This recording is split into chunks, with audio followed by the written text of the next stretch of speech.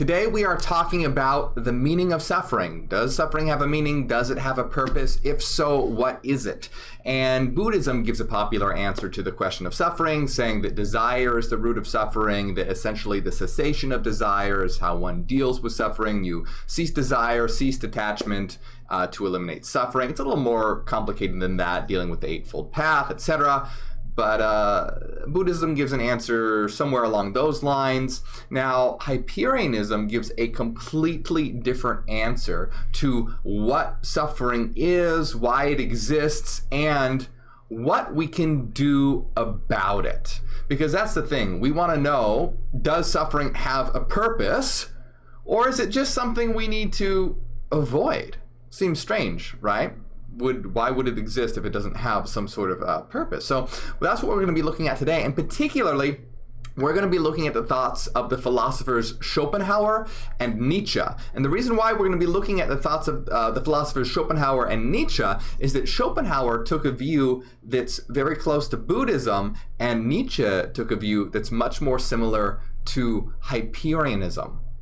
And we're going to see, the reason why, again, we're looking at these thinkers is because both of them share different qualities that are in common with Hyperianism. For example, Schopenhauer believes that the world around us is a world of illusion, and that underneath everything is one single unitary will.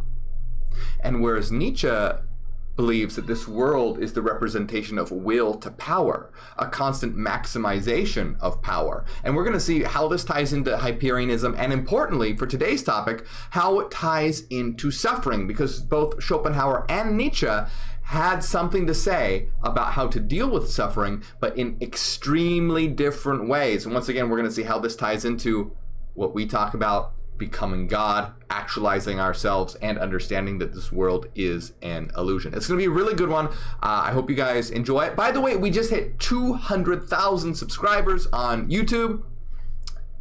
Amazing milestone. So let's begin. So in a nutshell, a lot of people's answer to the question of how to avoid suffering is the cessation of desire, to detach. Learn how to detach, learn how to quell desire, and then suffering will dissipate. However, that is not the answer to the question of suffering in Hyperianism, because in Hyperianism, we will use suffering by converting it into struggle to actualize ourselves and become God. To understand this better, let's look at the thoughts of Schopenhauer and Nietzsche. Schopenhauer versus Nietzsche, the meaning of suffering. We know that every life contains a good deal of suffering. However, what counts is how we respond to it.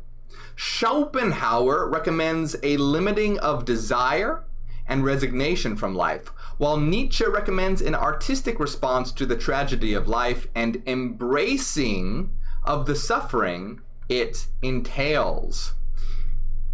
And I said this already, but it's important to keep in mind that Schopenhauer believed that all of the world was an illusion, a mere representation, that multiplicity was an illusion, and the only thing that was true, really, in actuality, regarding the in itself, was a single unitary will. And basically, in Schopenhauer's perspective, it was that he looked at reality as being this unconscious, purposeless, striving will that simply perpetuates itself and its existence. And so humans are a kind of mistake in Schopenhauer's view. Very pessimistic, a very bleak view. So Schopenhauer's view is that it's a single unitary will, multiplicity is an illusion, and it simply perpetuates itself. And he called this the will to live. Now, in contrast, Nietzsche looked at reality as the will to power, not simply self-perpetuating, but constantly increasing and maximizing its power. Now, you see, there's a very big difference between simply a purposeless existence that just perpetuates itself for no reason, and an existence, in Nietzsche's view, that doesn't just perpetuate itself, but increases and maximizes its power. And we're going to be talking about how this all plays into suffering and Hyperionism. Because in Hyperionism, reality is an illusion, like how Schopenhauer views it. And behind all reality is the absolute. And remember, Schopenhauer says there's only one will behind all reality. However, in Hyperionism, it's not just one, but one and many. There are many minds, many monads, eternal souls. Many, a multiplicity. Not just a one, but a many. But when you take that many as one, that's the source, and everything is the absolute, that is one. So it's a one that is many. Schopenhauer only gets it half right in his view of reality. I mean, one could say more about that, but it's not just one, it's one and many. Also, it's not just a will to live, but Nietzsche was correct in it's a will to power, and that we are all self-solving mathematical souls seeking to maximize mathematical symmetry to create and maximize our own power. Not just for the individual, but once we achieve a sense of enlightenment, for the collective as well. When we reach the new level of consciousness, it's maximizing the power of the individual and the collective. The reason why I'm telling you all this is because this is going to serve as a foundation to understand suffering. Because you can't understand suffering without understanding what reality is, because we want to know, why is there suffering? Why does suffering exist? So, let us continue. I always have to limit myself because we have to finish these in a reasonable amount of time, and there's just always so much I want to say. But anyway, I haven't even started the article yet. Anyway, if there are happy people on this earth, wrote E.M. Choran, why don't they come out and shout with joy, proclaim their happiness in the streets? Why so much discretion and restraint? Some people have easier, more privileged lives than others, but all human lives contain suffering, and some contain a great deal of it. Centuries of technological progress, although relieving some sources of extreme distress, have on the whole not made humans much happier, as numerous studies confirm. What explains the persistence of suffering, and what attitude should we take toward it? One powerful answer to this question was offered by Arthur Schopenhauer. And remember, Schopenhauer has a very bleak view on reality. That it's just this meaningless, purposeless will that perpetuates itself for no reason and constantly is even devouring itself. Because remember, for Schopenhauer, everything fundamentally is one. So I am you and you are me. And so when we eat animals or food, even plants, when we eat anything of any kind, for Schopenhauer, this is a form of reality devouring itself and feeding upon itself. And so Schopenhauer has this very bleak view of reality as this thing that feeds on itself simply to perpetuate itself, and in so doing perpetuates more and more suffering. And it's just this...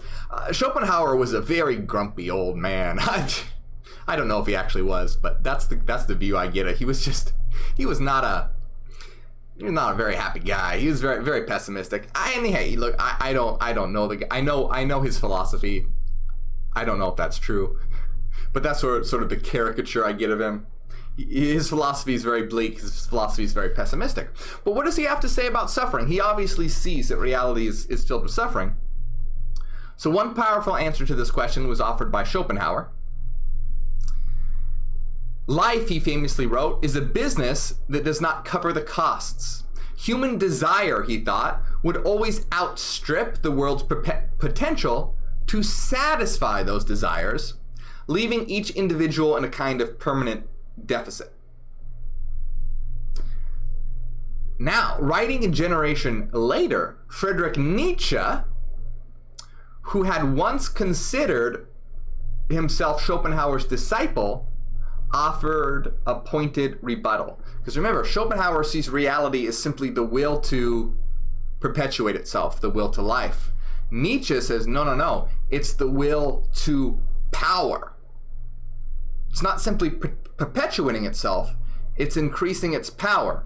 The reason that this is important for Hyperianism is because in Hyperianism, we know that we are mathematical minds seeking actualization by optimizing our internal mathematical programs, our internal mathematical symmetry, to evolve, to become better and better. And Nietzsche saw this, not specifically that it was mathematical, but he recognized that will to increase oneself. But in Hyperianism, once you reach absolute consciousness, you know it's not just about yourself, but the collective as well. So we want to maximize not only our power, but the collective's power. Remember the three Hyperion perspectives: the avatar perspective, which is just us as a body in this world of representation, and the monadic perspective, which is us as single individual eternal entities, and then the absolute perspective, which is the collective, all of us as one, the Hegelian absolute spirit perspective.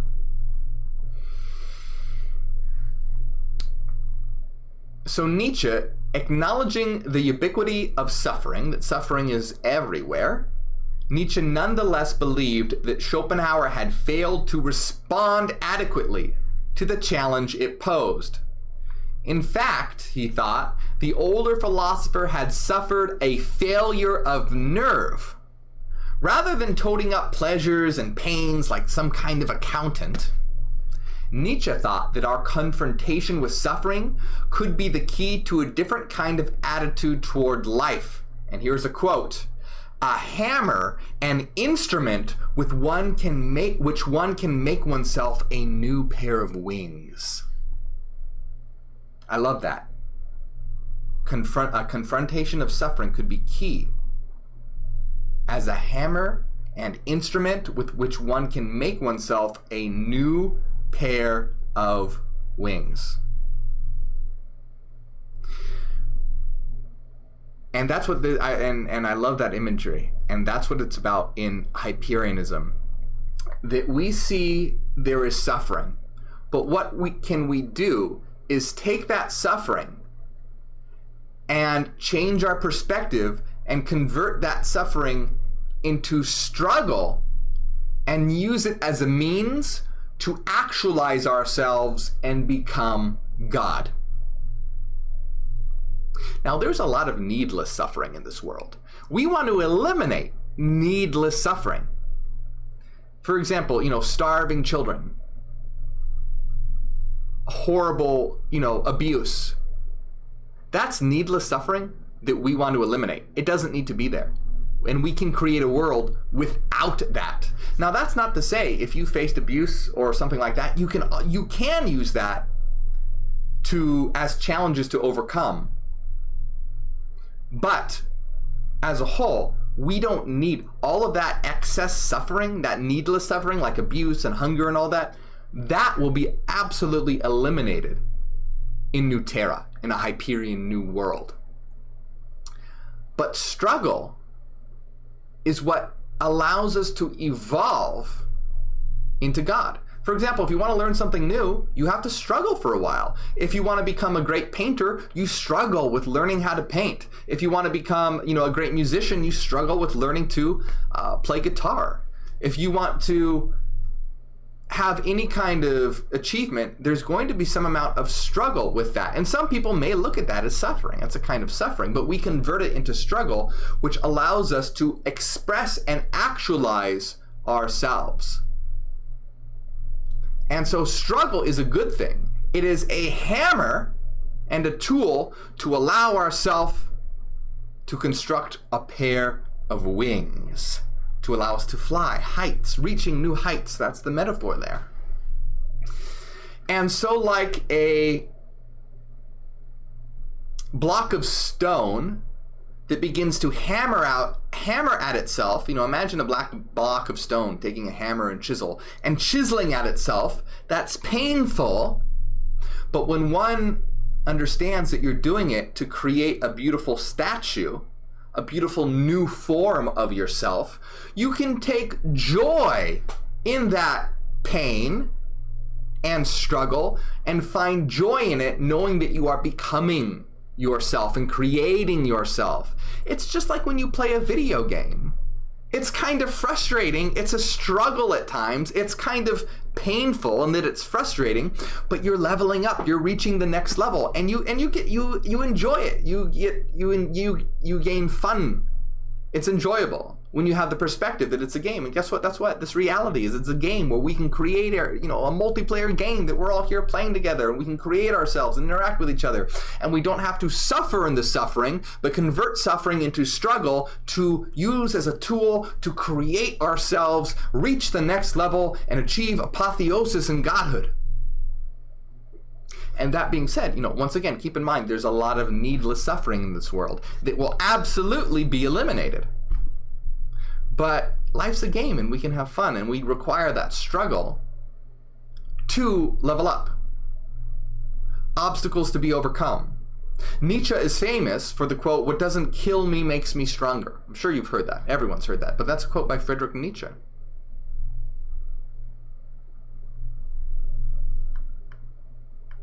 So Schopenhauer was writing just as the first translations of Buddhist texts into Western languages were being made, and he does endorse, in a sense, the Buddhist idea that life is suffering. That is, that suffering is the substance of life. Humans are largely motivated by pain, by thirst and hunger, for example. And what we call pleasure is largely just the relief of those conditions. A relief was always fleeting in comparison to the pain that preceded it. Schopenhauer wrote, "All enjoyment is really only negative, only has the effect of removing a pain, while pain or evil is the actual positive element."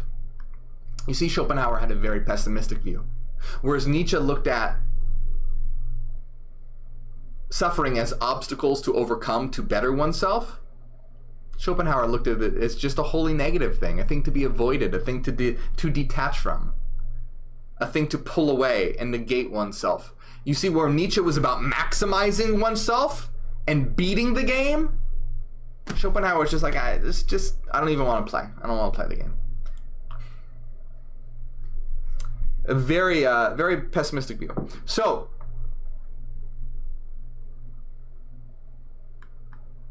but for Schopenhauer, the real source of human suffering is time consciousness that distinguishes us from the animals. All living beings suffer physical pains and pleasures, after all. But in not knowing past or future, animals remain free from care and anxiety together with their torment. Humans regret the past, we cannot change, and have hopes for the future, which are rarely fulfilled. Drawing on a line of argument first developed by Jean-Jacques Rousseau, Schopenhauer argued that consciousness multiplied the pains of life without increasing the pleasures. Even when our dreams are fulfilled, he maintained, we cannot hold on to the environment we experience and experience its loss with regret. Love fades, friends die, achievements and physical possessions that once brought satisfaction cease to satisfy. Time, he wrote, is that by virtue of which everything becomes nothingness in our hands and loses all real value. Compare the amount of time you spent hoping and dreaming about love or regretting its passing, something no animal does, to the hours when you actually experience its pleasures and you have the basic idea. Human life, he concluded, must be some kind of mistake. The conscious mind is like the proverbial leaky vessel that always needs filling up but can never stay full. The only thing to do about the situation, according to Schopenhauer, was to limit our suffering by limiting our desires. The less we want, the less we suffer by losing it or not getting it in the first place. Life is hell, but we can build a fireproof room to wait out its torture. Resignation, he wrote, is like the inherited estate. It frees its owner from all care and anxiety. You see how bleak this philosophy is. Life is hell, and the only answer is resignation, to resign, to give up. Very bleak philosophy. Anti-consciousness, that consciousness only brings pain, that animals have it better than us. And you see this extremely similar to Buddhist teaching. the cessation of desire, detachment, resignation, reaching nirvana. Nirvana means to extinguish, by the way. Do you want to extinguish or do you want to blaze? You see the difference, the huge difference. Schopenhauer is all about resignation, minimization, and detachment. Same thing with Buddhism. Not exactly the same, but very similar. And even some New Age teachings. Teachings to destroy the ego. Destroying the ego is bringing one to an animal state. So much going backwards, resigning, and giving up. And I'm not disagreeing with Schopenhauer that life is hard. It's very hard. But Schopenhauer had the wrong answer. Nietzsche, on the other hand, all this, Schopenhauer's all ideas, all this to Nietzsche was a prescription for passivity and indeed nihilism. And Nietzsche was extremely against nihilism. And I don't know why Nietzsche is often called a nihilist philosopher. Absolutely wrong. Nietzsche hated nihilism. Nietzsche was to bring about the cure to nihilism, which is about evolution and maximizing oneself, becoming a god. Nietzsche saw nihilism as a disease. So it's absolutely bullshit that many people call Nietzsche a nihilist. He would absolutely scorn that title. He was not a nihilist in any sense.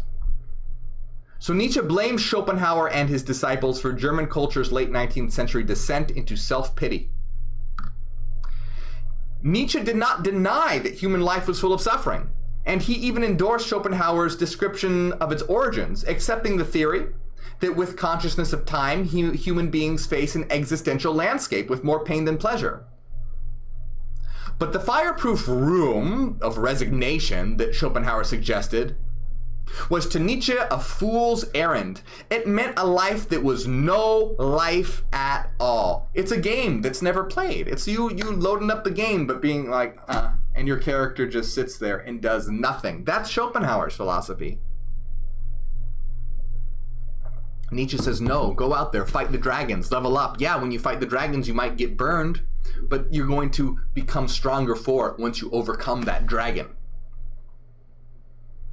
The point was not to hide from the world, but to find a way to live in it and to even find gratitude for existence.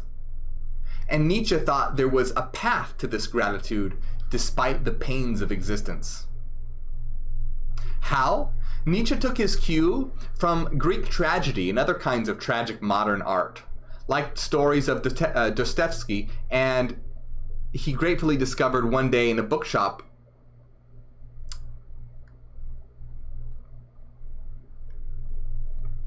So,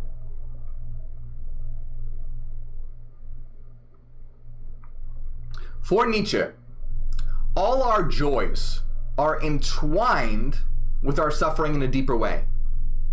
Depth and meaning come from overcoming suffering. You cannot really know love without first experiencing loneliness. You can't know beauty without ugliness. And these pains need to be preserved within those pleasures in order for the latter to remain meaningful.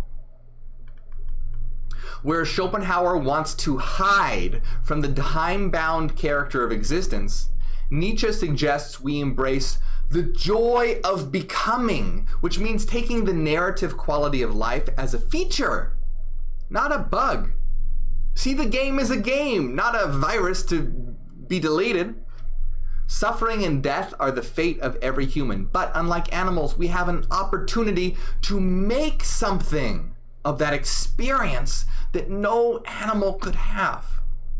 Tragic art may show us the way, but one doesn't have to be an artist to have human relationships with love, faith, and beauty. One only has to embrace the terms of the bargain. Suffering is not something that just happens to us. It's bound up in who we are as creatures that grow and change, all becoming and growing, Nietzsche wrote. All that guarantees the future postulates pain. To take joy in the future means willing the destruction of the present. Tragic art teaches us that something beautiful can be made out of even the worst suffering. It does not take away our pain, but it teaches us how that suffering can be a part of a greater whole. To Nietzsche, this was the true pessimism, which Schopenhauer, the famous pessimist, was not strong enough to face. The pessimism of the energetic, Nietzsche called it. Pessimistic because it did not minimize the perpetual suffering that humans face. Energetic because it did not collapse in the face of it.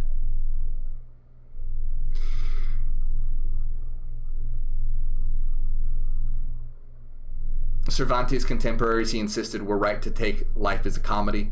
They laughed themselves, he wrote, almost to death over it. So laugh in the face of suffering. It's not, as Schopenhauer says, life is something to not be resigned over. It is something to overcome, transform into struggle, and become yourself. So I also want to point out that Nietzsche talks a lot about overcoming suffering. And Nietzsche, his life was filled with suffering. So Nietzsche was no hypocrite. Nietzsche lived his words. So just to reiterate here, I want to read this to you. Nietzsche had been troubled by ill health most of his life. He suffered from gastric spasms. He had bad eyesight. He often fainted. He had fits. He vomited blood. He had to have extreme dietary regimen. He suffered from migraines since he was 9 years old that were recurrent, severe, and some lasted several hours or even days. Visual problems at age 12, diminished vision, blind in the right eye. By 1878, he was almost completely blind. Depressive symptoms, visual hallucinations.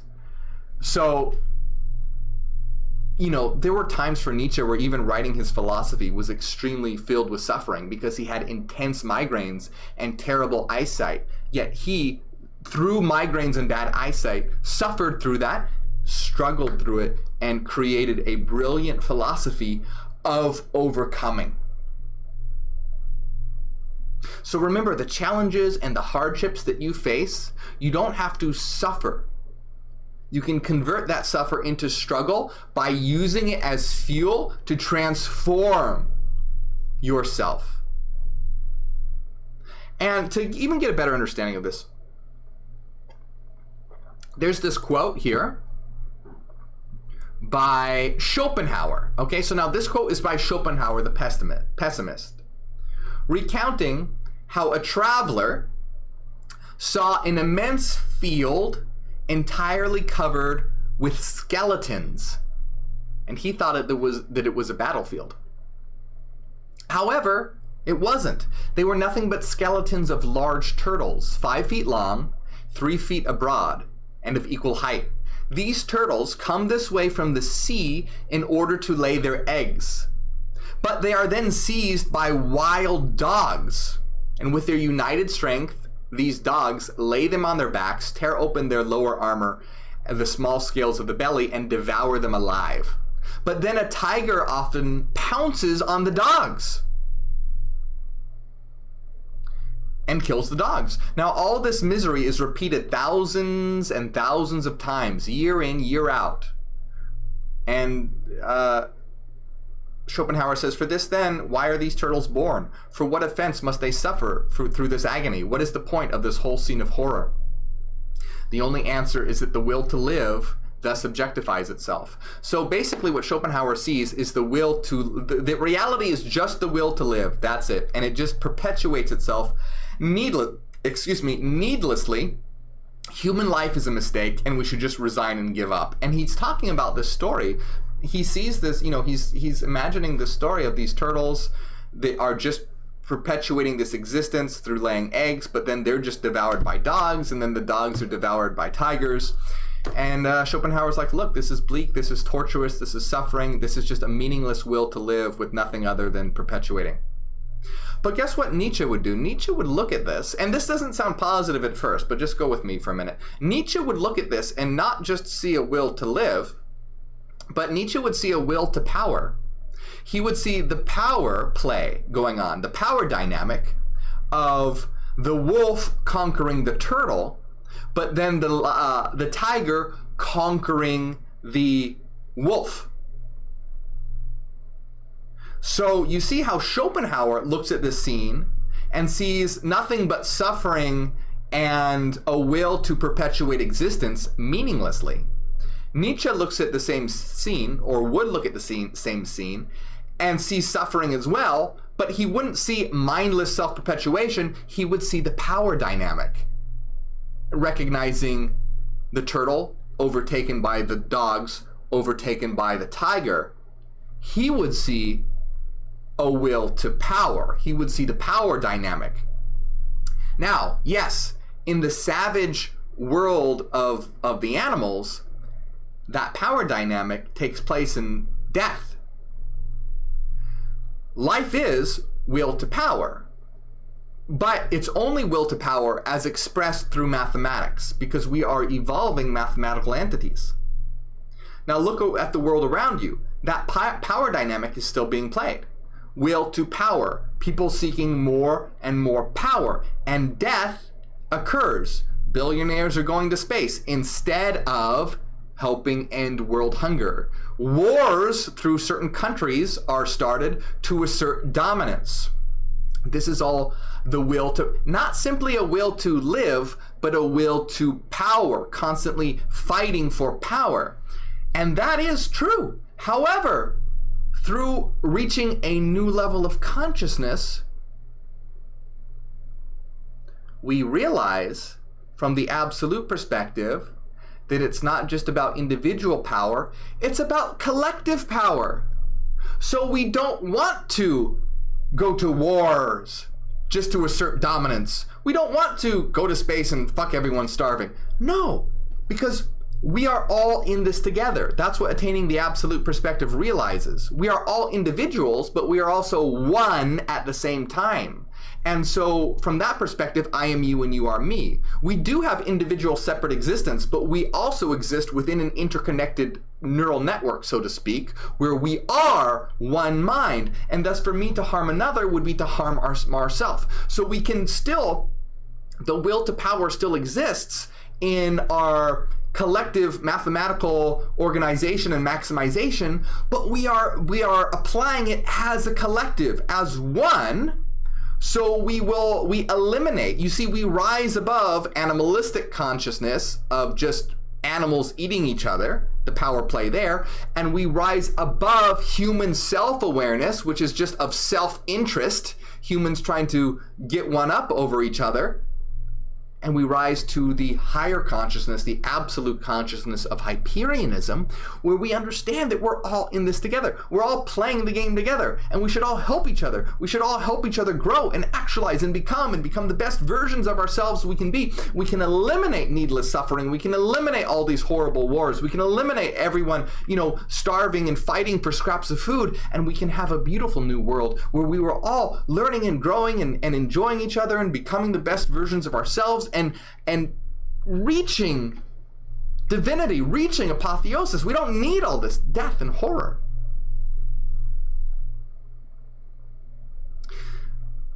So here's the thing.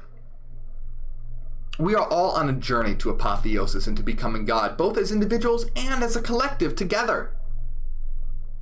And the way we do that, this world is filled by suffering. The way we do that is we approach suffering, transform it into struggle, rejoice in the struggle, because we know that we are utilizing it to become better.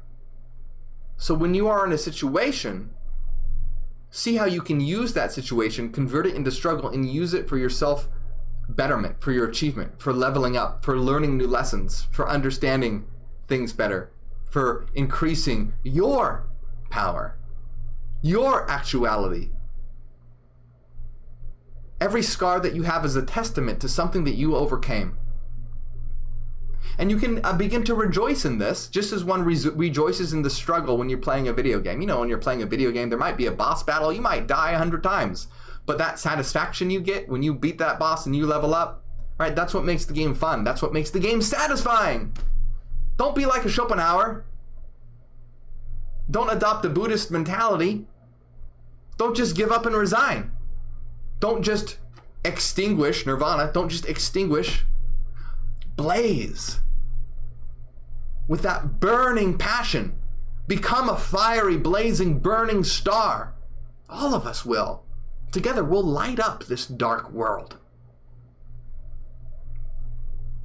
And we'll end all this needless suffering. So if you're going through something difficult, I understand. This world is shit right now. It doesn't need to be this shitty. But we can use this to overcome.